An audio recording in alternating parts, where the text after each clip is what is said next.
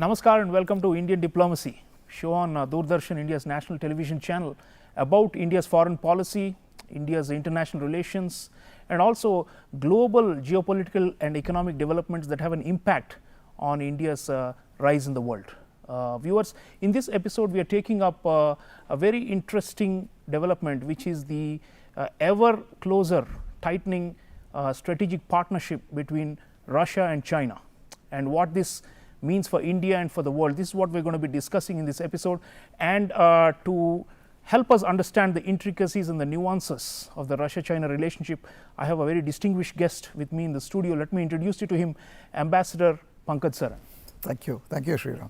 Ambassador Pankaj Saran was Deputy National Security Advisor of India, former Indian Ambassador to Russia, former Indian High Commissioner to Bangladesh, and convener of NatStrat. So welcome to Indian Diplomacy. Thank you very much for having me and hosting me. Thank you.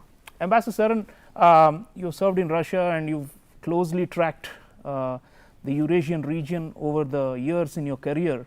The Russian, the Chinese leaders are saying that their strategic partnership and friendship, if not alliance, quote unquote, has reached a level unseen in the last 100 years or longer.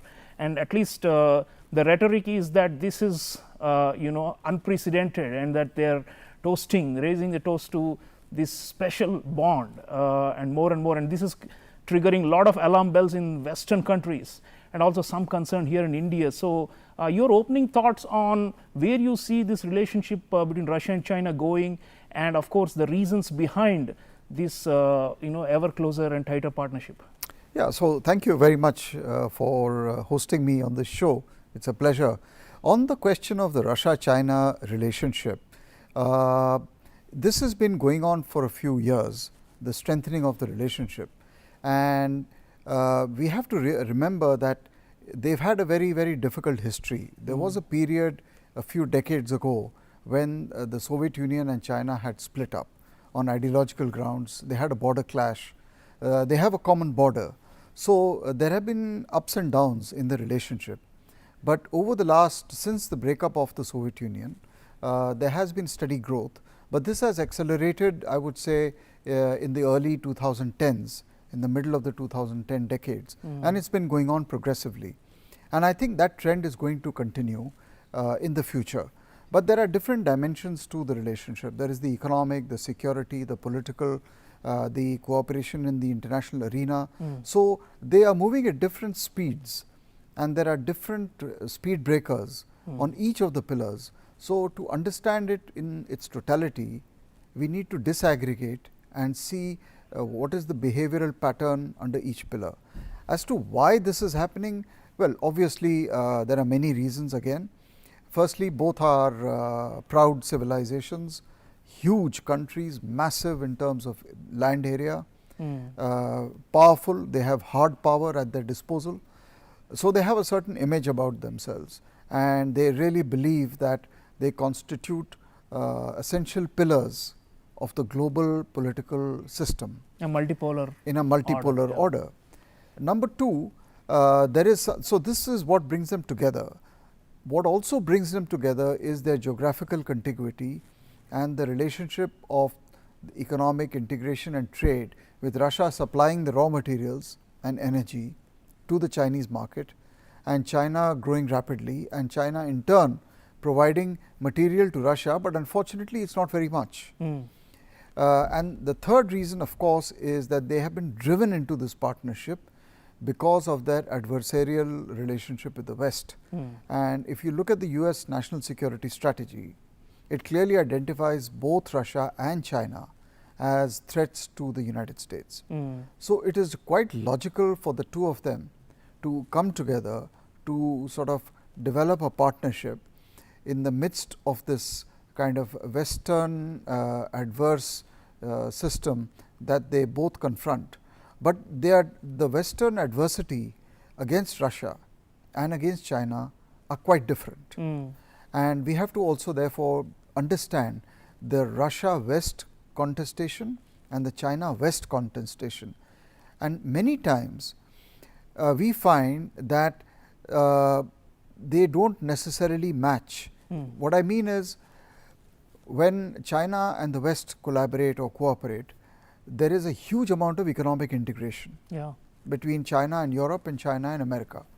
This is not the case with Russia and the West.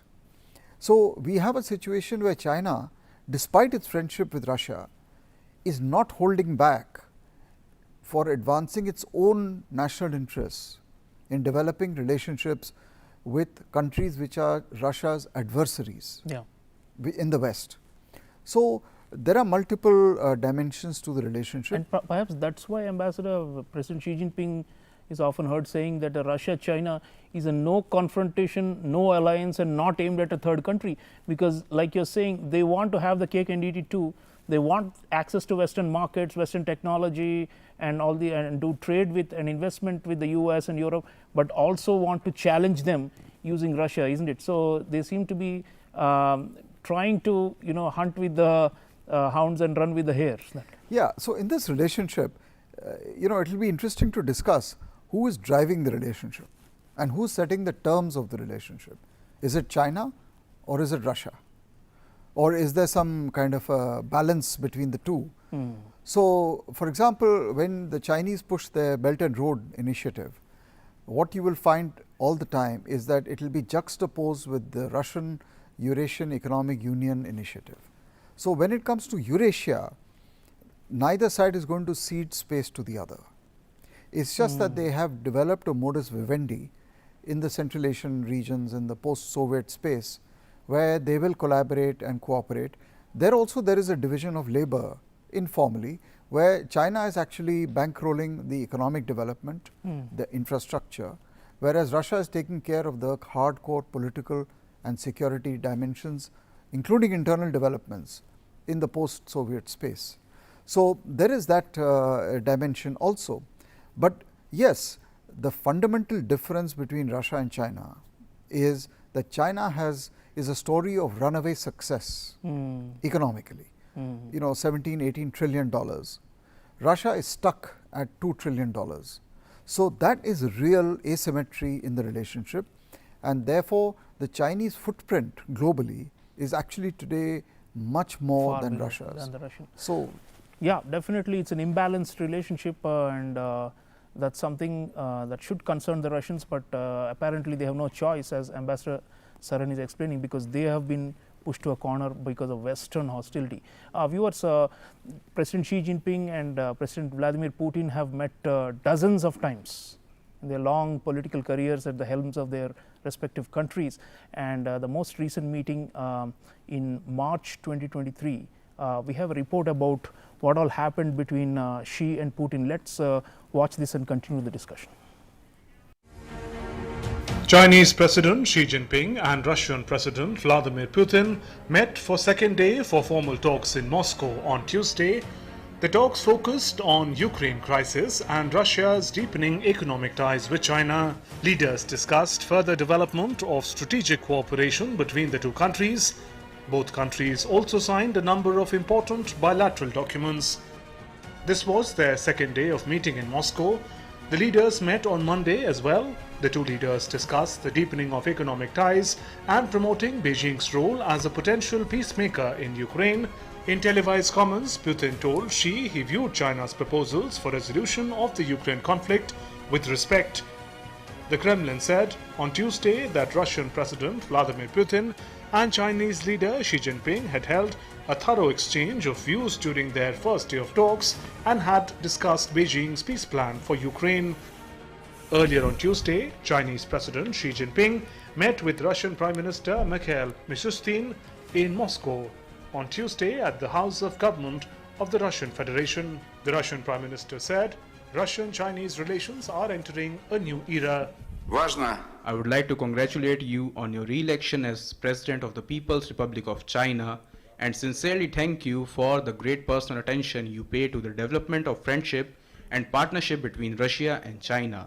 It is important that you make your first foreign visit to our country after being re-elected.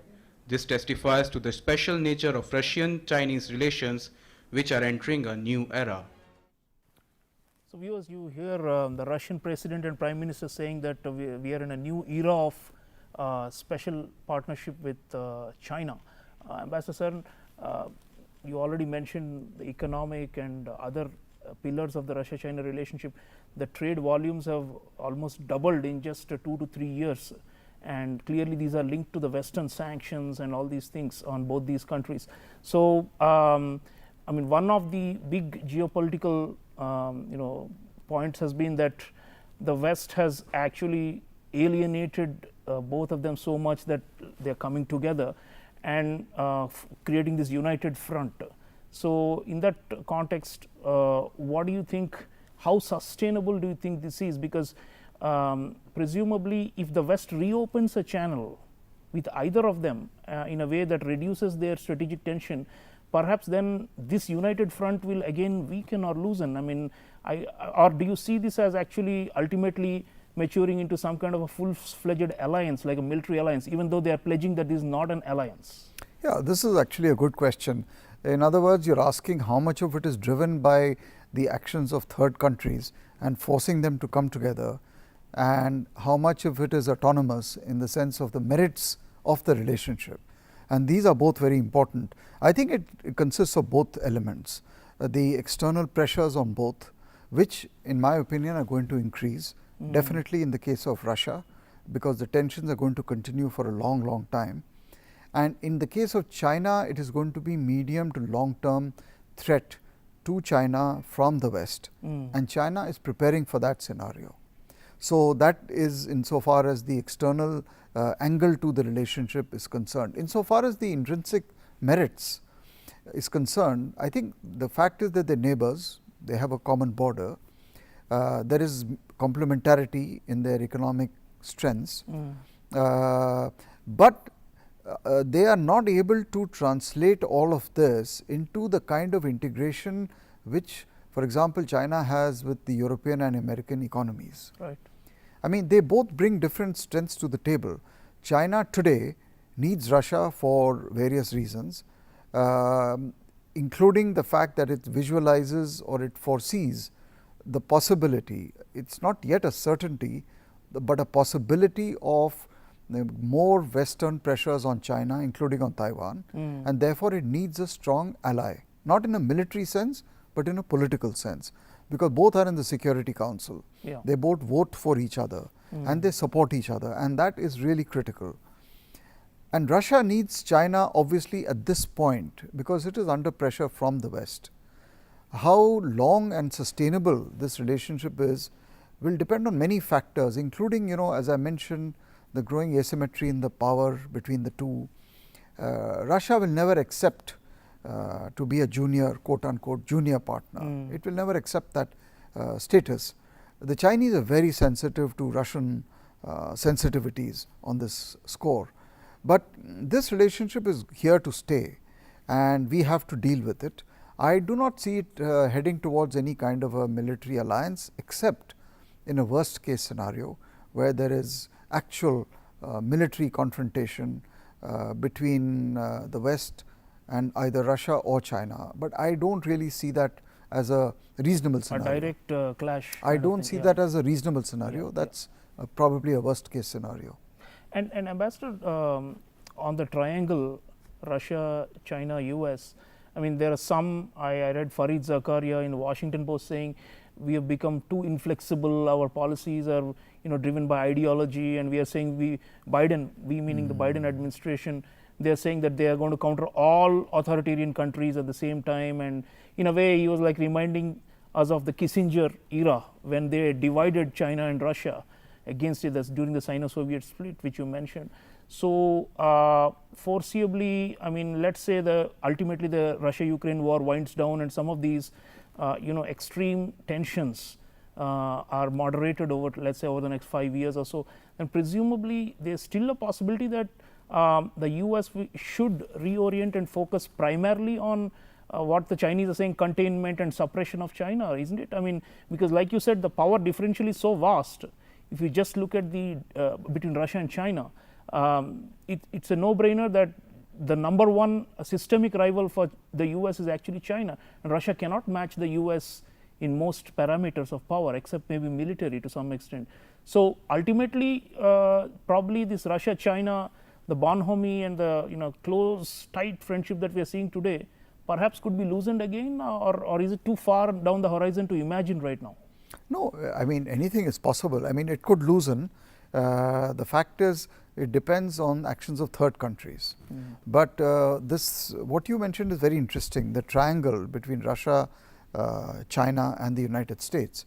And here I think it appears to me, sitting in Delhi, that the American establishment seems to have come lately to the conclusion that China is the long-term systemic rival of the United States, and the United States' position as the number one power of the world. But the problem is that their actions actually do not suggest that they have internalized this, what everyone else sees as a clear threat to American supremacy. So the kind of resources being deployed in the current Ukraine conflict against Russia, tens of billions of dollars yes, already. Yeah. And it's not just military or economic or financial, they are burning a lot of political capital in the entire third world, because the third world is not buying the argument that Russia is an evil country.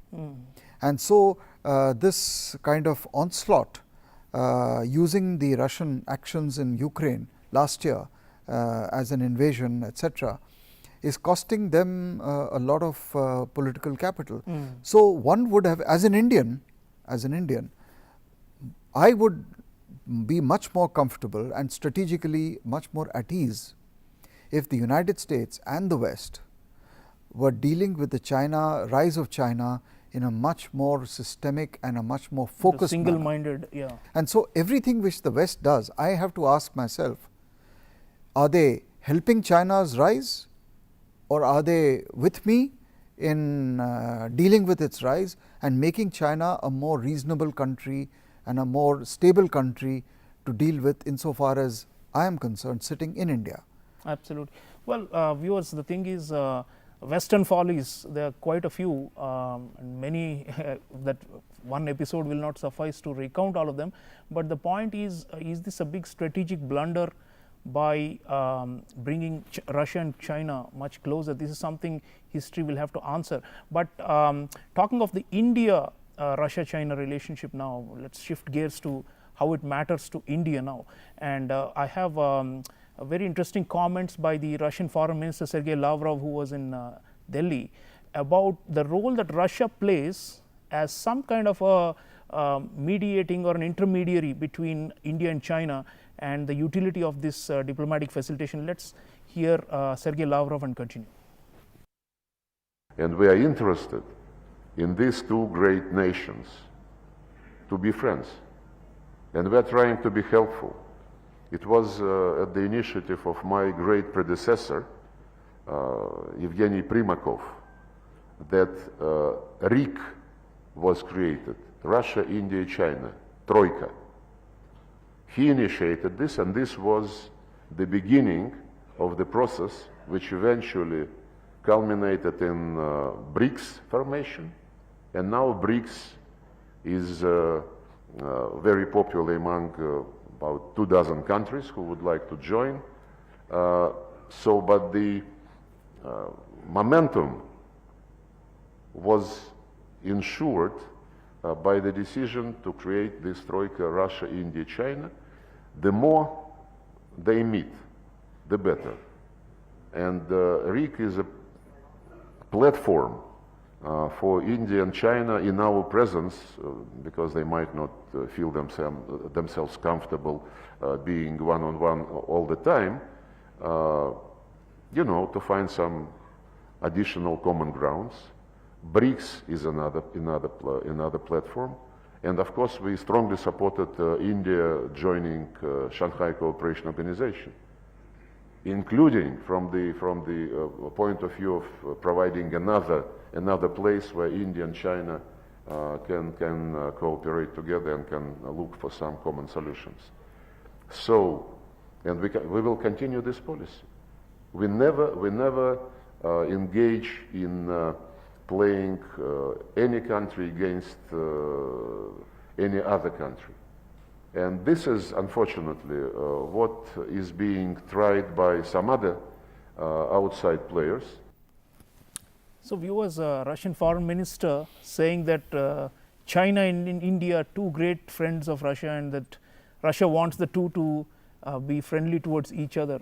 Ambassador Saran, the geopolitical realities and the kind of power play of Xi Jinping probably will never allow this kind of friendship that the Russians are envisaging. But nonetheless, we have all been of the view that Russia helps to moderate Chinese behavior towards us, and there are many practical examples during crises where Russia has played a helpful hand between India and China. But is that really viable going forward now that they are so close? And of course, Russia retains its strategic autonomy, is not a client state of China, but given the differential and possible dependence of Russia going forward on China for selling its oil, its gas, its weapons, its coal, do you foresee a situation where we can no longer rely on Russia's good offices under the RIC, under the BRICS and all these things, because there is a question mark really, given the expansionist conduct of China, whether Russia can be of any help for us anymore in the future on this front? Yeah, so actually there are many points in the question that you have raised. But firstly, I don't think Russia will mortgage its foreign policy to China. And number two, we have to remember that historically it is the Russia-India relationship which has actually been the most consistent and has stood the test of time in all geopolitical changes as compared to the Russia-China relationship. We just discussed the big split which took place in the 50s and 60s and 70s. Between Russia and India, there has actually never been a fallout except for a few years after the creation of Russia as a country. So, that is the second point. Thirdly, we are not asking anyone for their good offices when it comes to resolving our problem with China. If Russia says it has its offer, they are fine, they are welcome to make that offer. Whether I take up that offer or not is my decision. And number four, I will like to proceed with Russia and judge Russia on how it responds to meeting my critical national security interests and how I move forward in my bilateral relationship with Russia. And I have so many opportunities to test Russia's not just intent, but also willingness to see whether it is moving with full steam ahead with all the issues of importance to me and not allowing any brakes to be put on them by China or any other country. So, and the last point is that in the Eurasian landmass, the two largest countries are Russia and China. I have a serious problem on the border with China. I have no such problem with Russia. Until as long as Russia deals with me with open arms, with transparency and with good intent, I see no reason why I should not reciprocate and move forward with Russia, keeping in mind also that there are so many critical needs I have from Russia, and I am not talking of military alone. I am talking natural resources, I am talking energy, and there are so many other things. I mean, there is geography which dictates geopolitics. Yeah. No, but Ambassador, is it possible that this so-called sky is the limit friendship of Russia and China reaches a stage where China actually imposes conditionalities in return for, say, economic favors or something to Russia, saying, don't give the Indians advanced anti-aircraft system or anti-missile systems, or don't give them anything that will help them blunt the military conventional military superiority of China with India. I mean, and if so, then I was reading Ambassador Mohan Kumar, your former colleague's opinion piece, saying that our strategic space is shrinking because of this Russia-China closeness, and that eventually if the world gets divided into two camps again, we can't be non-aligned because the Chinese are breathing down our neck. So then will we be actually forced to move away from Russia, and what happens to this relationship? No, I think again, to unpack the comments that you have made, look, if we find or detect and it's very easy. Any signs of Russia holding back under pressure from China, we will take commensurate action. I mean, we are equally hard-headed in our policy making as Russia or China or America or anyone else. So, we are not sitting here ignoring what is going on the ground. So, that is the first point. Secondly, the record of what you are saying is exactly the opposite, that still now Russia has given us whatever we wanted. Yes. And that speaks for itself. That is a matter of historical record. But the third element here is that there is also a reality that in the last 10, 12 years, we have actually started diversification of our military supplies away from Russia towards the West, and Russia is seeing this. So, Russia will also internalize this, and we will have to see how they react to this kind of changing reality of from where India procures military equipment. So, I do not believe that and lastly, of course, if such a scenario were to happen, where, as I said, Russia kind of in some manner or the other mortgages its relationship to India, with India to China, I will take commensurate action also. Yeah. It is and not that that actually create that Cold War divisions that they are saying that they don't want. No, I am not helpless. Yeah. I mean, in the last 1 or 2 years, my relationship with the West, with various constructs in the Indo-Pacific, this, that, have significantly grown. Stronger, absolutely. So, viewers, the point is India has options. It's not necessarily all negative. I mean, the Russians and the Chinese getting together, Ambassador Pankaj Saran has explained, has got a logic of its own vis-a-vis the West. That does not necessarily mean that it is going to weaken India's privileged strategic partnership with Russia. There are, of course, a lot of dilemmas that India faces going forward as a result of this changing geopolitical configurations, but I want to thank Ambassador Pankaj Saran for giving such deep insights to the audience. Thank you, Sreeram, for having me. Thank you so much. Viewers, keep your eye on the Russia-China relationship. Do not fall for the hyperbolic comments saying that this is a de facto alliance or it's something that's reached sky high limits. There are still lots of limitations to how far they can go, and of course there are other players, US, Europe on one side and India on the other, that will have an impact on this relationship. So keep an eye out for studying the Russia-China relationship and its various ramifications. I'll see you again next time. Until then, take care.